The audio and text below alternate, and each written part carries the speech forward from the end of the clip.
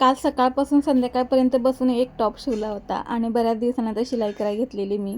तसं मी ड्रेस तीन वगैरे काही शिवायला नव्हतं. 2006ला जेव्हा माझा शिवण क्लास झाला होता तेव्हा काही एवढी मला अक्कल नव्हती, पण आता ती कुठंतरी हळूहळू यायला लागली आहे. म्हटलं चला कालचा शिवलेला ड्रेस आज घालूया, म्हणून इथे छान असं तयार पहिले झाले आणि त्यानंतर हा ड्रेस घातला. तर नॉर्मल मला डेली यूजला पाहिजे होता म्हणून मी थोडा सैलच शिवला आहे. गळ्यामध्ये थोडासा चुकलेला आहे. आता पहिल्यांदा शिवला आहे म्हटल्यावर थोडंफार चुकणारच, तर असो घरात घालायला काहीच प्रॉब्लेम नाही. ड्रेस घातला आणि त्यानंतर मला जायचं होतं क्लासला, म्हणून मग इथे जेवणासाठी मी आज काहीच बनवायला नव्हतं.